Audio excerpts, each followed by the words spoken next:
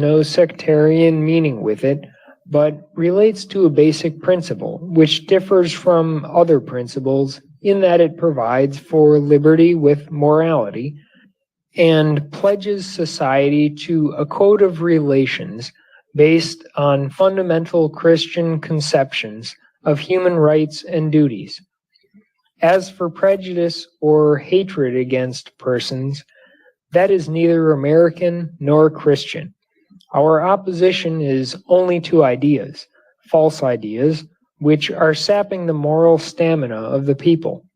These ideas proceed from easily identified sources, they are promulgated by easily discoverable methods, and they are controlled by mere exposure. We have simply used the method of exposure. When people learn to identify the source and nature of the influence swirling about them, it is sufficient. Let the American people once understand that it is not natural degeneracy, but calculated subversion that afflicts us, and they are safe. The explanation is the cure. This work was taken up without personal motives. When it reached a stage where we believed the American people could grasp the key, we let it rest for the time. Our enemies say that we began it for revenge and that we laid it down in fear. Time will show that our critics are merely dealing in evasion because they dare not tackle the main question. Time will also show that we are better friends to the Jews' best interests than those are who praise them to their faces and criticize them behind their backs. End of chapter 17. Chapter 18. Democracy and Industry. Perhaps no word is more overworked nowadays than the word democracy, and those who shout loudest about it, I think, as a rule, want it least. I am always suspicious of men who speak glibly of democracy. I wonder if they want to set up some kind of a despotism, or if they want to have somebody do for them what they ought to do for themselves. I am for the kind of democracy that gives to each an equal chance according to his ability. I think if we give more attention to serving our fellows, we shall have less concern with the empty forms of government and more concern with the things to be done. Thinking of service, we shall not bother about good feeling in industry or life. We shall not bother about masses and classes, or closed and open shops, and such matters as have nothing at all to do with the real business of living. We can get down to facts. We stand in need of facts. It is a shock when the mind awakens to the fact that not all of humanity is human, that whole groups of people do not regard others with humane feelings. Great efforts have been made to have this appear as the attitude of a class, but it is really the attitude of all classes, insofar as they are swayed by the false notion of classes. Before, when it was the constant effort of propaganda to make the people believe that it was only the rich who were without humane feelings, the opinion became general that among the poor the humane virtues flourished. But the rich and the poor are both very small minorities, and you cannot classify society under such heads. There are not enough rich, and there are not enough poor to serve the purpose of such classification. Rich men have become poor without changing their natures, and poor men have become rich, and the problem has not been affected by it. Between the rich and the poor is the great mass of the people, who are neither rich nor poor. A society made up exclusively of millionaires would not be different from our present society. Some of the millionaires would have to raise wheat and bake bread and make machinery and run trains, else they would all starve to death. Someone must do the work. Really, we have no fixed classes. We have men who will work and men who will not. Most of the classes that one reads about are purely fictional. Take certain capitalist papers. You will be amazed by some of the statements about the laboring class. We who have been and still are part of the laboring class know that the statements are untrue. Take certain of the labor papers. You are equally amazed by some of the statements they make about capitalists, and yet on both sides there is a grain of truth. The man who is a capitalist and nothing else, who gambles with the fruits of other men's labors, deserves all that is said against him. He is in precisely the same class as the cheap gambler who cheats working men out of their wages. The statements we read about the laboring class in the capitalistic press are seldom written by managers of great industries, but by a class of writers who are writing what they think will please their employers. They write what they imagine will please. Examine the labor press and you will find another class of writers who similarly seek to tickle the prejudices which they conceive the laboring man to have.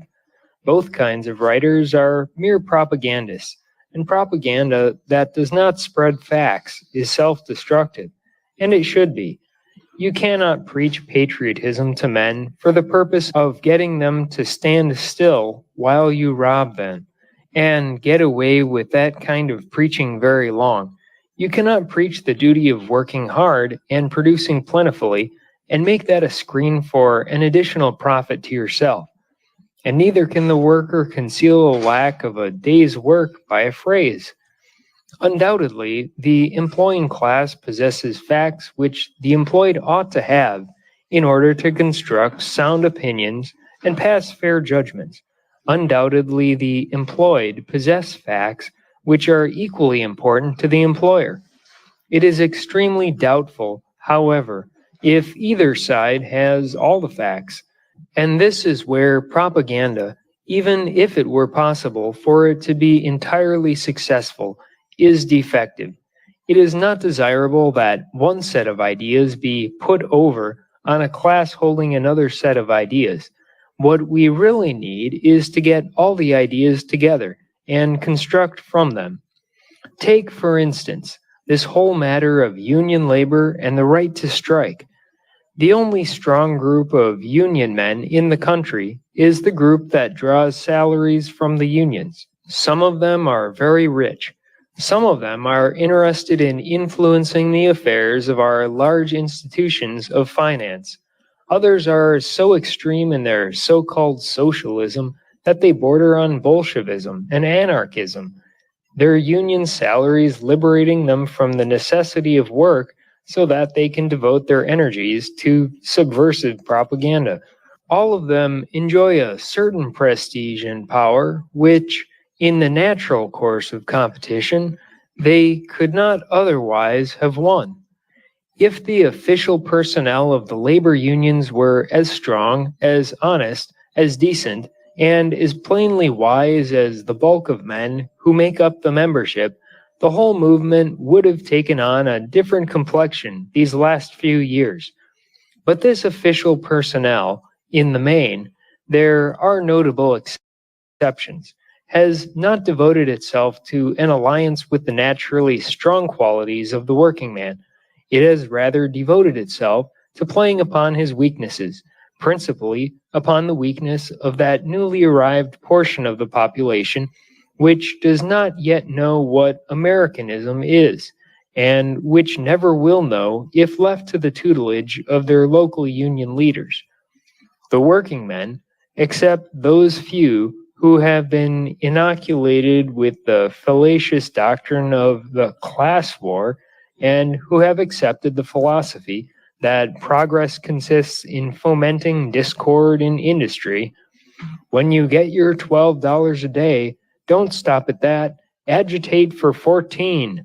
When you get your 8 hours a day, don't be a fool and grow contented. Agitate for 6 hours. Start something. Always start something. Have the plain sense which enables them to recognize that with principles accepted and observed, conditions change. The union leaders have never seen that. They wish conditions to remain as they are, conditions of injustice, provocation, strikes, bad feeling, and crippled national life. Else, where would be the need for union officers?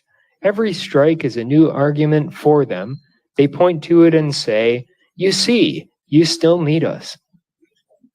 The only true labor leader is the one who leads labor to work and to wages, and not the leader who leads labor to strikes, sabotage, and starvation.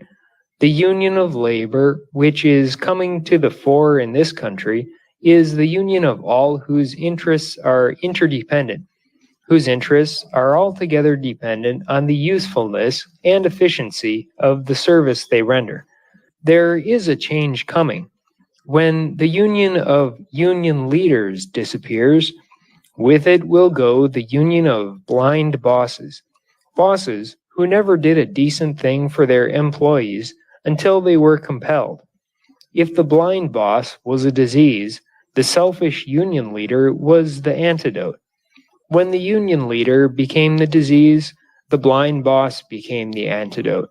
Both are misfits.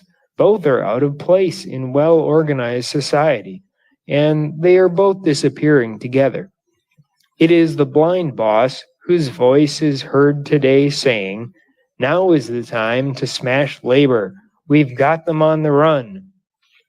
That voice is going down to silence with the voice that preaches class war. The producers, from the men at the drawing board to the men on the molding floor, have gotten together in a real union, and they will handle their own affairs henceforth. The exploitation of dissatisfaction is an established business today. Its object is not to settle anything, nor to get anything done, but to keep dissatisfaction in existence. And the instruments used to do this are a whole set of false theories and promises which can never be fulfilled as long as the earth remains what it is. I am not opposed to labor organization. I am not opposed to any sort of organization that makes for progress. It is organizing to limit production, whether by employers or by workers, that matters. The working man himself must be on guard against some very dangerous notions, dangerous to himself and to the welfare of the country. It is sometimes said that the less a worker does, the more jobs he creates for other men. This fallacy assumes that idleness is creative. Idleness never created a job, it creates only burdens. The industrious man never runs his fellow worker out of a job. Indeed, it is the industrious man who is the partner of the industrious manager, who creates more and more business and therefore more and more jobs. It is a great pity that the idea should ever have gone abroad among sensible men that by soldiering on the job they help someone else. A moment's thought will show the weakness of such an idea. The healthy business, the business that is always making more and more opportunities for men to earn an honorable and ample living, is the business in which every man does a day's work of which he is proud. And the country that stands most securely is the country in which men work honestly and do not play tricks with the means of production. We cannot play fast and loose with economic laws because if we do, they handle us in very hard ways. The fact that a piece of work is now being done by 9 men, which used to be done by 10 men, does not mean that the 10th man is unemployed. He is merely not employed on that work, and the public is not carrying the burden of his support by paying more than it ought on that work. For after all, it is the public that pays. An industrial concern which is wide enough awake to reorganize for efficiency and honest enough with the public to charge it necessary costs and no more, is usually such an enterprising concern that it has plenty of jobs at which to employ the 10th man. It is bound to grow, and growth means jobs. A well-managed concern is always seeking to lower the labor cost to the public, and it is certain to employ more men than the concern which loafs along and makes the public pay the cost of its mismanagement. The 10th man was an unnecessary cost. The ultimate consumer was paying him. But the fact that he was unnecessary on that particular job does not mean that he is unnecessary in the work of the world, or even in the work of his particular shop. The public pays for all mismanagement. More than half the trouble with the world today is the soldiering and dilution and cheapness and inefficiency for which the people are paying their good money. Wherever two men are being paid for what one can do, the people are paying double what they ought. And it is a fact that only a little while ago in the United States, man for man, we were not producing what we did for several years previous to the war. A day's work means more than merely being on duty at the shop for the required number of hours. It means giving an equivalent in service for the wage drawn. And when that equivalent is tampered with either way, when the man gives more than he receives, or receives more than he gives, it is not long before serious dislocation will be manifest. Extend that condition throughout the country, and you have a complete upset of business. All that industrial difficulty means is the destruction of basic equivalents in the shop. Management must share the blame with labor. Management has been lazy too. Management has found it easier to hire an additional 500 men than to so improve its methods that 100 men of the old force could be released to other work. The public was paying, and business was booming, and management didn't care a pin. It was no different in the office from what it was in the shop. The law of equivalence was broken just as much by managers as by workmen. Practically nothing of importance is secured by mere demand. That is why strikes always fail, even though they may seem to succeed. A strike which brings higher wages or shorter hours and passes on the burden to the community is really unsuccessful. It only makes the industry less able to serve and decreases the number of jobs that it can support. This is not to say that no strike is justified. It may draw attention to an evil. Men can strike with justice. That they will thereby get justice is another question. The strike for proper conditions and just rewards is justifiable. The pity is that men should be compelled to use the strike to get what is theirs by right. No American ought to be compelled to strike for his rights. He ought to receive them naturally, easily, as a matter of course. These justifiable strikes are usually the employer's fault. Some employers are not fit for their job. The employment of men, the direction of their energies, the arranging of their rewards in honest ratio to their production and to the prosperity of the business is no small job. An employer may be unfit for his job, just as a man at the lathe may be unfit. Justifiable strikes are a sign that the boss needs another job, one that he can handle. The unfit employer causes more trouble than the unfit employee. You can change the latter to another more suitable job, but the former must usually be left to the law of compensation. The justified strike, then, is one that need never have been called if the employer had done his work. There is a second kind of strike, the strike with a concealed design. In this kind of strike, the working men are made the tools of some manipulator who seeks his own ends through them. To illustrate, here is a great industry whose success is due to having met a public need with efficient and skillful production. It has a record for justice. Such an industry presents a great temptation to speculators. If they can only gain control of it, they can reap rich benefit from all the honest effort that has been put into it. They can destroy its beneficiary wage and profit sharing, squeeze every last dollar out of the public, the product, and the working man, and reduce it to the plight of other business concerns which are run on low principles. The motive may be the personal greed of the speculators, or they may want to change the policy of a business because its example is embarrassing to other employers who do not want to do what is right. The industry cannot be touched from within because its men have no reason to strike, so another method is adopted. The business may keep many outside shops busy supplying it with material. If these outside shops can be tied up, then that great industry may be crippled. So strikes are fomented in the outside industries. Every attempt is made to curtail the factory's source of supplies. If the working men in the outside shops knew what the game was, they would refuse to play it, but they don't know. They serve as the tools of designing capitalists without knowing it.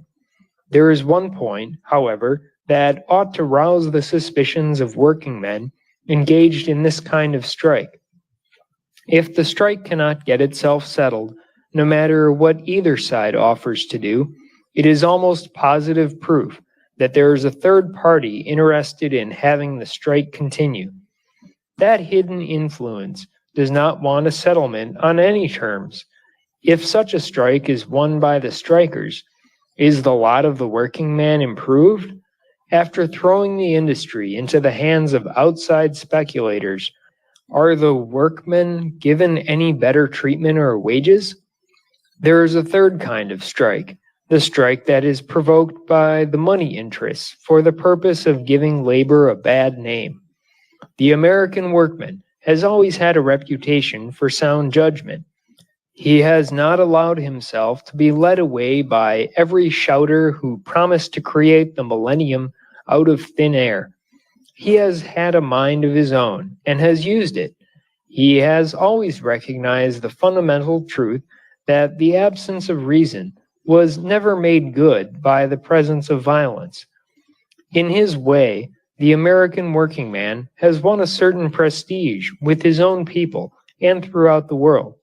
Public opinion has been inclined to regard with respect his opinions and desires. But there seems to be a determined effort to fashion the Bolshevik stain on American labor by inciting it to such impossible attitudes and such wholly unheard of actions as shall change public sentiment from respect to criticism. Merely avoiding strikes, however, does not promote industry. We may say to the working man, "You have a grievance," but the strike is no remedy. It only makes the situation worse whether you win or lose. Then the working man may admit this to be true and refrain from striking. Does that settle anything? No. If the worker abandons strikes as an unworthy means of bringing about desirable conditions, it simply means that employers must get busy on their own initiative and correct defective conditions.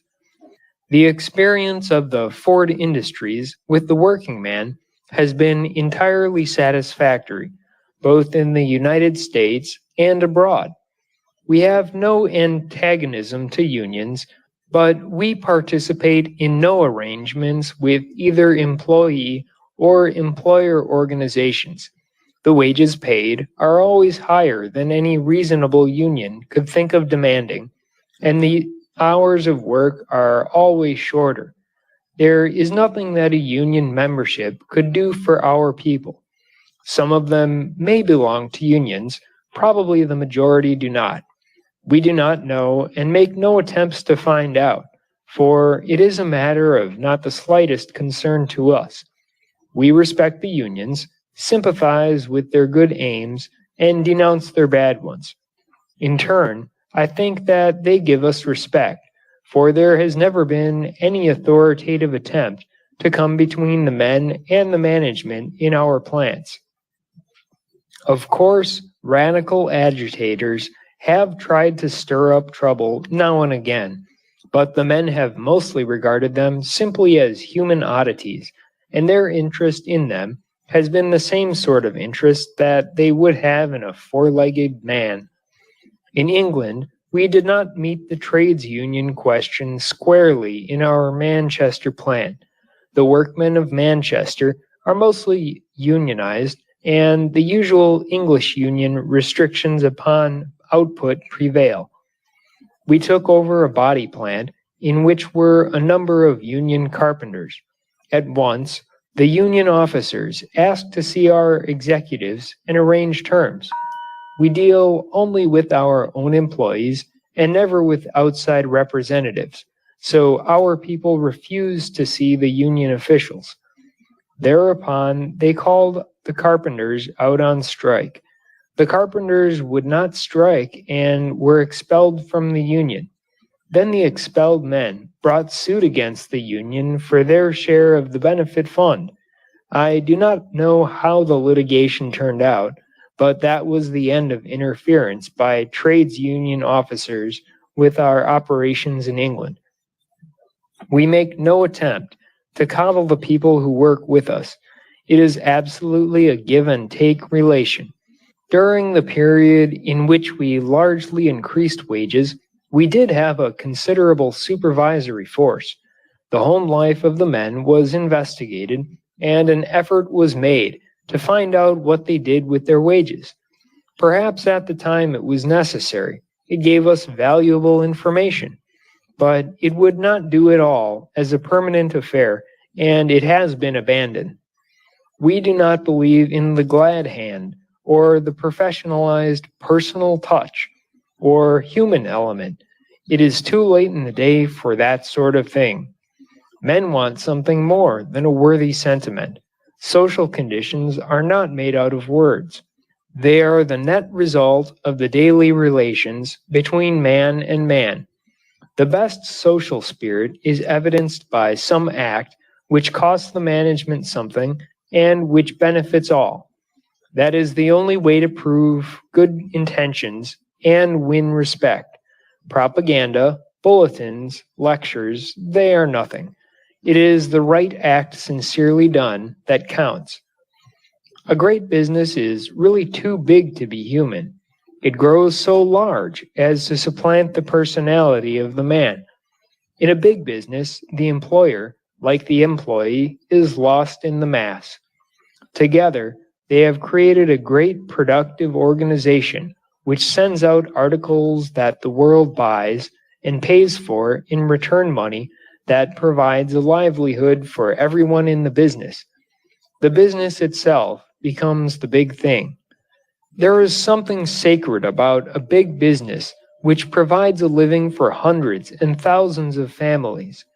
When one looks about at their babies coming into the world, at the boys and girls going to school, at the young working men who, on the strength of their jobs, are marrying and setting up for themselves, at the thousands of homes that are being paid for on installments out of the earnings of men. When one looks at a great productive organization that is enabling all these things to be done, then the continuance of that business becomes a holy trust. It becomes greater and more important than the individuals. The employer is but a man, like his employees, and is subject to all the limitations of humanity. He is justified in holding his job only as he can fill it. If he can steer the business straight, if his men can trust him to run his end of the work properly and without endangering their security, then he is filling his place. Otherwise, he is no more fit for his position than would be an infant. The employer, like everyone else, is to be judged solely by his ability. He may be but a name to the men, a name on a signboard. But there is the business. It is more than a name. It produces the living, and a living is a pretty tangible thing. The business is a reality. It does things. It is a going concern. The evidence of its fineness is that the pay envelopes keep coming. You can hardly have too much harmony in business, but you can go too far in picking men because they harmonize. You can have so much harmony that there will not be enough of the thrust and